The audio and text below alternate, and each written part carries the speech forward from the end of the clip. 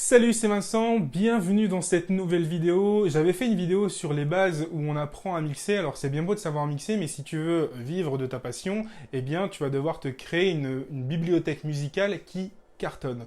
C'est ce qu'on va voir tout de suite aujourd'hui dans cette vidéo. On va parler de musique, on va parler de playlists qui cartonnent pour les soirées privées et principalement pour les mariages.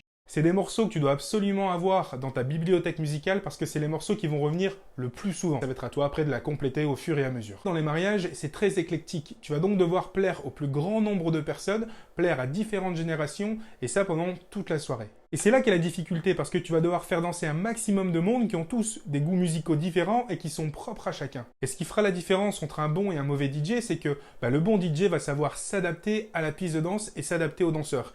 Et surtout, va savoir s'adapter en respectant les choix et les critères musicaux que tu as pu établir en amont avec les mariés. Tu vas aussi devoir t'adapter au moment de la soirée parce que tu te doutes bien que tu ne vas pas passer la même chose à 21h qu'à 3h du matin, qu'à 5h du matin ou 6h du matin.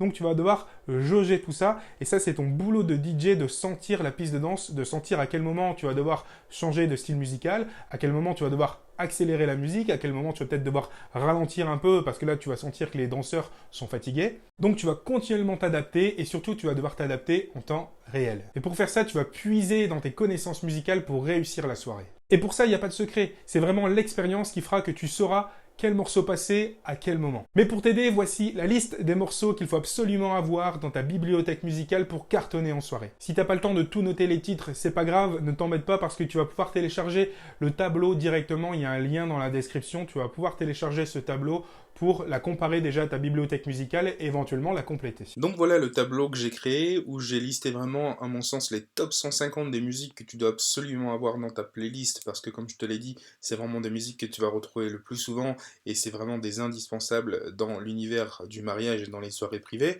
Donc moi je les ai classés dans un ordre alphabétique et comme ça tu as 150 morceaux que tu peux vraiment mettre dans ta playlist, hein. J'insiste vraiment là-dessus parce que c'est que des morceaux qui vont mettre de l'ambiance et qui vont faire que la soirée soit réussie. Donc 3 colonnes, les artistes et les groupes. La deuxième colonne, ça va être tous les titres. Et j'ai fait une troisième colonne ici avec où je les ai classés par style. Alors, je suis pas rentré dans les détails, j'ai vraiment fait ça de manière très large pour que ce soit simple à classer. Mais voilà, ça te donne une idée du style de musique. Donc il y a du R&B, il y a des années 80, il y a du rock, il y a du latino, il y a des années 90, il y a de la dance, il y a de l'électro. Vraiment 150 morceaux que tu peux utiliser et mettre dans ta playlist pour vraiment avoir un mariage réussi, avoir une soirée privée réussie. Tu verras que c'est toujours la plupart de ces morceaux-là qui vont ressortir. Comme je te l'ai dit, tu peux télécharger ce tableau, tu as un lien qui est dans la description, donc n'hésite pas à télécharger ce tableau. Si le lien ne fonctionne pas, eh bien, tu peux m'envoyer un mail à contact@kestevens.fr en me disant que le lien ne fonctionne pas et je t'enverrai le tableau avec grand plaisir. Surtout, n'hésite pas, je reste disponible pour que tu puisses le récupérer. Voilà, donc je te rappelle que c'est pas un classement, cette liste, elle est non exhaustive, ça va être à toi de la compléter avec tes propres connaissances. Le but, c'est de faire danser un maximum de monde. Mais faire danser quelqu'un, c'est pas compliqué, tout le monde peut y arriver. Le plus difficile, c'est de garder les gens sur la piste de danse. Et ça, il n'y a que toi, le DJ derrière tes platines, qui peut sentir l'ambiance d'une piste de danse, parce que ça va jamais être la même chose, ça va toujours varier d'une soirée à une autre. Donc c'est vraiment tes compétences de DJ qui vont te permettre de garder une ambiance au top sur la piste de danse. Idem, quand les invités vont partir fumer, ou après un repas, ou après une animation, tu vas devoir faire revenir les invités sur la piste de danse. À présent, je voudrais te donner quelques conseils pour réussir ta soirée dansante. Premièrement, évite de jouer deux fois le même morceau. Deuxièmement, crée des séries musicales, 3, 4, voire 5 morceaux en fonction des styles de musique, et ça va te permettre de changer régulièrement de style. Et ne travaille pas dans un ordre chronologique. Adapte-toi à la piste de danse et adapte-toi aux invités. Ce que tu peux faire pour démarrer une série, c'est de démarrer sur un morceau qui est fédérateur et qui est ultra connu de tout le monde. Troisième conseil, évite de dire oui à toutes les demandes que les invités vont venir te faire. Alors, tu es là pour faire plaisir aux invités, c'est sûr. Mais il ne faut pas que tu te transformes en jukebox. Donc, c'est toi qui gères la soirée, c'est toi qui gères tes platines, c'est toi qui gères la piste de danse. Quand une personne vient te demander un morceau, tu lui expliques que tu vas le passer quand ce sera le moment propice. Parce qu'ils ont tous des goûts musicaux différents et ils ne pensent pas forcément à l'ambiance de la piste de danse. Eux, ce qu'ils veulent, c'est leur morceau, ils ne pensent pas au morceau suivant. Quatrième conseil, évite également les versions remix. Parce que quand les danseurs ne connaissent pas le morceau, c'est difficile pour eux de danser. Alors tu peux faire des versions remix, il n'y a aucun problème, mais n'en fais pas de trop. Ça va être à toi de jauger quel morceau tu vas jouer en version remix.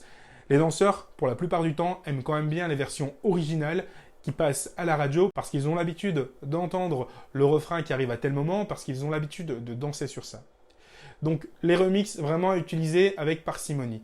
Pareil pour les effets, quand tu vas mixer, les effets c'est bien mais il ne faut pas trop en faire parce que trop d'effets tue l'effet. Cinquième conseil, je l'ai déjà dit mais je le répète parce que c'est important, ne joue pas tes morceaux dans un ordre chronologique. N'oublie pas qu'il faut varier un maximum de styles pendant toute la soirée. Dernier conseil que je peux donner pour la piste de danse, quand tu fais une série de slows, n'en abuse pas trop. Je te conseille 2 voire 3 slows grand maximum dans la soirée parce que c'est bien, ça peut faire revenir un peu de monde sur la piste de danse, surtout les anciens par exemple, mais ça peut aussi tuer une soirée. Donc n'abuse pas trop des slows. Voilà, j'espère que cette liste va vraiment pouvoir t'aider, j'espère que ces conseils vont vraiment pouvoir t'aider aussi sur la piste de danse. N'hésite pas à me dire dans les commentaires si tu penses qu'il faudrait rajouter d'autres morceaux ou si tu as d'autres conseils éventuellement à nous partager pour réussir une playlist qui cartonne pour les soirées privées et principalement pour les mariages. Si tu veux aller plus loin et que tu veux développer ton business de DJ, j'ai créé une formation gratuite, le lien est dans la description. C'est une série de 3 vidéos. Dans la première vidéo, je vais t'expliquer les raisons pour lesquelles il faut que tu te spécialises dans le mariage, que tu deviennes un DJ animateur de mariage qui est très lucratif pour nous les DJ. Et pour te prouver ça, je vais même te montrer mes chiffres directement sur mon ordinateur. Dans la deuxième vidéo, je vais te mettre en garde sur les pièges et les erreurs qu'il faut absolument éviter pour plus être considéré comme un amateur, mais plutôt comme un professionnel dans ton domaine. Et enfin, dans la troisième vidéo, je t'ai préparé une présentation avec les leviers à actionner, les clés du succès que tu vas pouvoir mettre en place pour développer ton business, pour attirer des clients, pour vendre tes prestations plus facilement et plus rapidement. Ça se passe dans la description, je te dis à tout de suite de l'autre côté. Ciao!